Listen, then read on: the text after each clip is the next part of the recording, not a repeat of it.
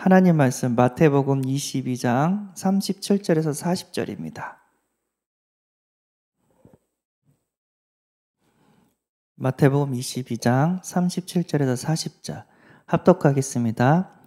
예수께서 이르시되 내 마음을 다하고 목숨을 다하고 뜻을 다하여 주 너의 하나님을 사랑하라 하셨으니 이것이 크고 첫째 되는 계명이요 둘째도 그와 같으니 내 이웃을 내 자신같이 사랑하라 하셨으니 이 두 계명이 온 율법과 선지자의 강령이니라. 아멘. 오늘 말씀의 제목은 구원해 주신 큰 사랑. 정확하게 우리를 죄에서 구원해 주신 큰 사랑이라는 제목으로 함께 은혜를 나누고자 합니다. 하나님 사랑, 이웃 사랑. 이것은 율법의 제일 중요한 핵심 10계명이 하나님 사랑, 이웃 사랑을 선포하고 있습니다. 하나님 사랑은 1계명에서 4계명까지 하나님은 사랑하라고 하고요. 이웃 사랑은 이제 5계명에서 10계명까지 6개 이웃을 사랑하라고 얘기를 합니다. 이건 하나님 말씀이기 때문에 우리는 아멘하고 그 말씀에 순종을 해야 되는 줄 믿습니다. 그런데 랩런트가 물어봐요. 어떻게 율법을 지킬 수 있냐고. 하나님 말씀인 거 알고 있는데 자기는 율법을 지킬 수 없대요. 그래서 우리는 율법을 지킬 수 있도록 복음을 전해야 됩니다. 왜냐하면 이 말이 절대 틀린 게 아니에요. 이게 나쁜 말이 아니에요. 다 좋은 말이에요. 근데 못 지켜요, 율법을. 왜 못 지키냐면요. 좋은 부모를 만난 사람은 부모를 공경하는데 쉬워요. 그런데 부모가 태어날 때부터 자기를 버리고 이혼하고 알코올 중독에 빠져가지고 자식을 패고 어떤 부모는 자식을 팔아먹는 사람도 있어요. 계속 괴롭히는데 어떻게 부모를 공경할 수가 있냐는 거죠. 이웃을 사랑하라고 했는데 이웃이 도둑질하고 자기를 해코지하고 못된 짓거리 다 하고 있는데 어떻게 이웃을 사랑하냐는 거죠. 이게 맞는 소리고 좋은 소리인데 자기는 못 지키겠다는 거예요. 우리 어머니가 이제 옛날에 농사를 지었어요. 1년 임대해가지고 짓는 농사였어요. 배밭이었죠. 아주 뭐랄까 관리가 안 돼가지고 아무도 이렇게 거들떠보지 않는 그런 배밭인데 우리 어머니 아버지가 거기 가서 일꾼 거예요. 계속 정리하고 땅 파고 거름 주고 있는 힘을 다해서 농밭을 예쁘게 가꿨어요.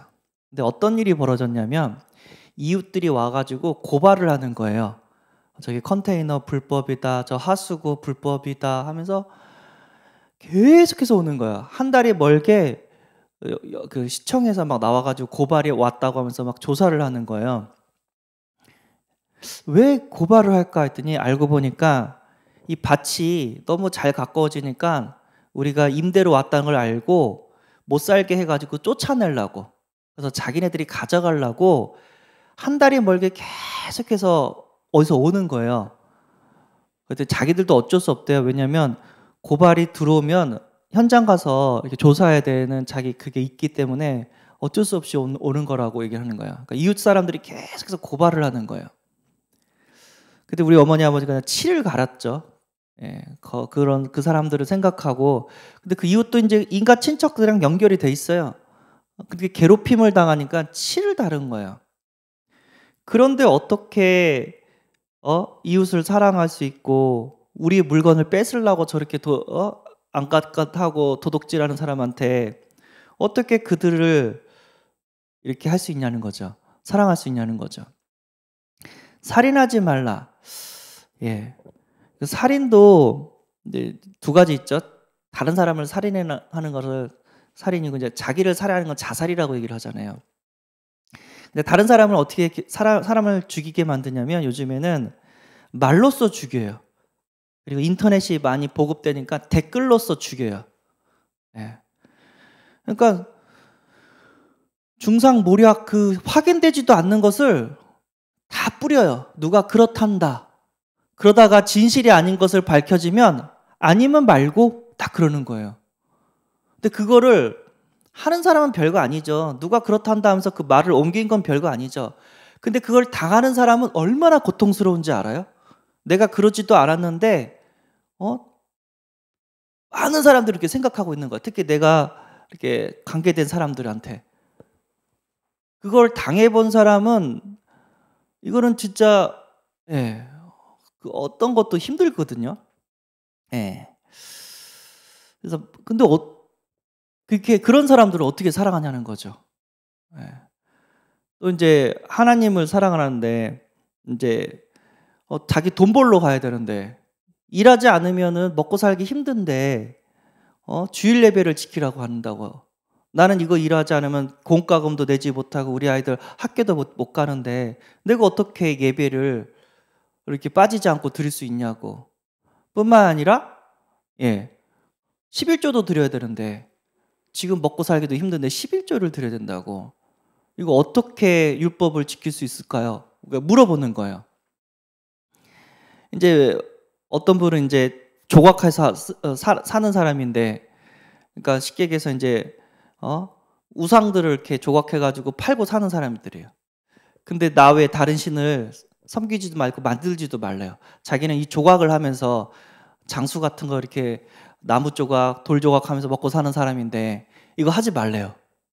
하나님께서. 그래서 옛날에 이제 성경을 보면 아데미 신정에서 조각하는 사람들이 예수 그리스도 얘기하니까 막 화를 냈죠. 우리는 이걸로 해가지고 처자식 먹고 살리는데 이걸 하지 말라고 하니 기가 찰 노릇이죠. 그래서 막 데모하고 막 바울과 실라 전도팀을 막 해꾸지하려고 했죠. 예. 어떻게 율법을 지킬 수 있냐는 거죠. 안 맞다는 거예요. 자기를 안 맞다는 거예요. 부모랑 사이가 안 좋은 사람이 부모한테 고통을 많이 받은 사람한테 부모를 사랑하라. 그게 안 돼요. 또 무서운 게 뭐냐면 자기도 못 지키면서 다른 사람을 지키라고 막 강압을 해요. 율법을 강압을 해요. 너 그러면 안 된다. 자기도 못 지키면서. 그런데 지금 네가 내 상황을 겪업을 했어야 되는데 내 상황도 모르면서 네가 강제적으로 이걸 하라고 하니 더 답답한 거죠.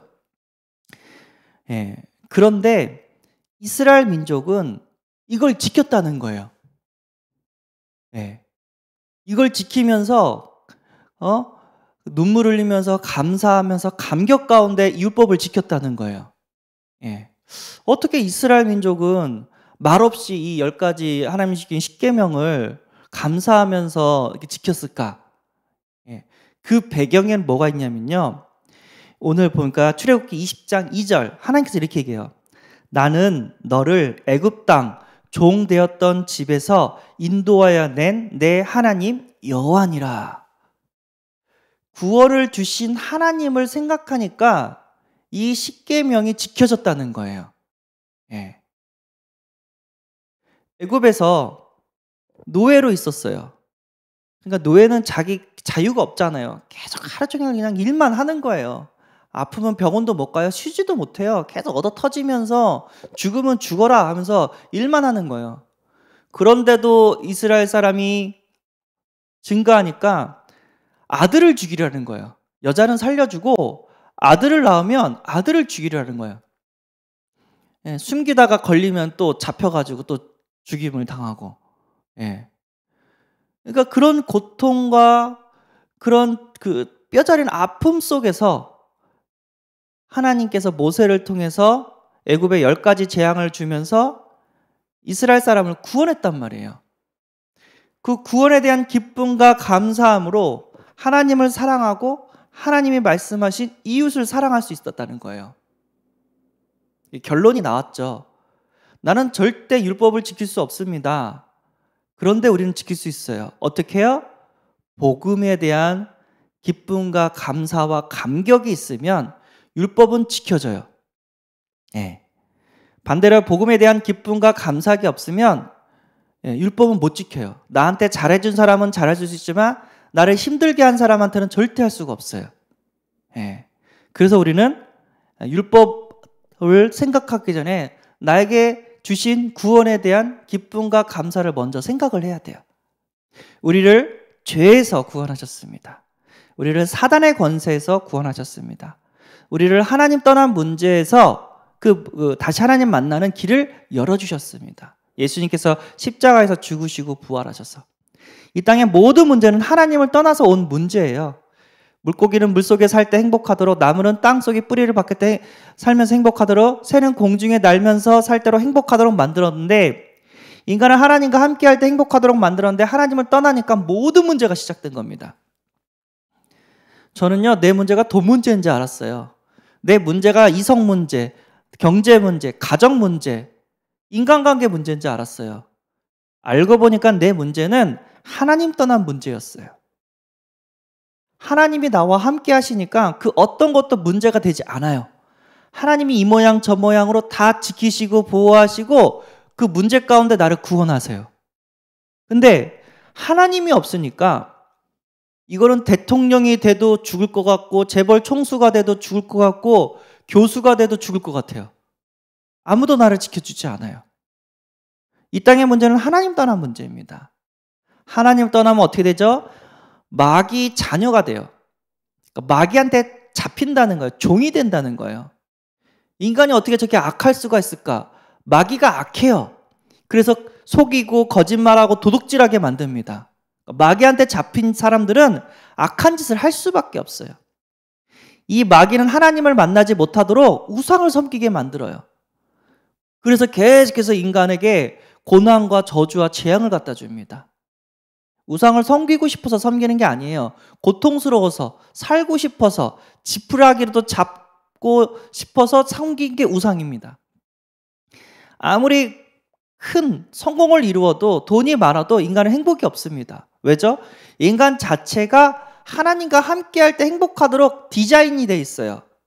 그 하나님과 함께하는 축복이 없으니까 가짜 행복을 해야 돼요.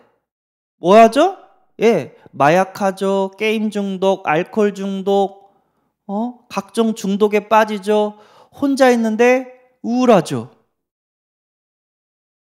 그 재벌 총수가 왜 정신병에 걸리냐는 거죠. 그 똑똑한 교수님이 왜 정신병으로 시달리냐는 거죠. 이유는 뭐죠? 하나님과 함께 해야 되는데 하나님을 떠났기 때문에. 왜 연예인들이 마약을 하냐는 말이죠. 잘 돼가다가 무너지는 연예인들이 마약을 했으면 이해를 해요. 아니, 탑을 달려요, 막. 정상을 달리는데 거기서 마약을 한다니까요. 아니, 그렇게 사랑받고, 그렇게 돈을 많이 벌고, 명예가 쌓이는 그 찰나에 마약을 한단 말이에요. 왜 그러죠? 아는 거야. 그렇게 했는데도 공허한 거예요. 그래서 가짜 행복을 찾는 거예요. 그게 각종 중독으로 빠집니다. 이렇게 살다 보니까 각종 사고와 재앙과 질병이 끊이지 않아요. 서로 미워하고 전쟁이 일어나고 가정이 깨지고 우상숭배하면서 불치병이 오고 마약하면서 육신의 삶이 다 무너지고 끊이지가 않은 거예요. 죽음은 끝나는 줄 알았는데 지옥 형벌이 기다리고 내가 아픈 그 과거가 그 상처가 자식한테 그대로 넘어가요. 여기서 우리를 구원하셨다는 거예요. 우리가 구원에 대한 기쁨과 감사와 감격이 있다면 하나님 말씀 십계명을 지킬 수가 있습니다. 구원에 대한 기쁨과 감사와 감격으로 하나님을 사랑하고 하나님께서 말씀하신 이웃을 사랑할 수 있습니다. 이웃을 사랑의 결정체가 뭐죠? 이웃을 구원하는 겁니다. 전도와 선교입니다. 그래서 우리가 전도지만 주는 게 아니라 영접 메시지만 하는 게 아니라 먼저 섬기고 먼저 사랑하고 그 이웃이 결정적인 순간에 힘들 때 나를 찾아올 수 있는 이웃 사랑의 실천도 우리가 꼭 필요한 줄 믿습니다. 오늘 주신 말씀이 깨달아지는 은혜가 있기를 소원합니다. 기도하겠습니다. 하나님, 십계명을 통해서 하나님을 사랑하고 이웃을 사랑하라고 말씀을 주셨는데 우리의 힘과 능력으로는 이것이 불가능합니다. 날마다 구원에 대한 기쁨과 감사가 감격이 회복되어져서 하나님 말씀하신 이 십계명을 우리가 이루어갈 수 있도록 은혜를 부어 주옵소서. 우리 주 예수 그리스도의 이름으로 기도드리옵나이다. 아멘.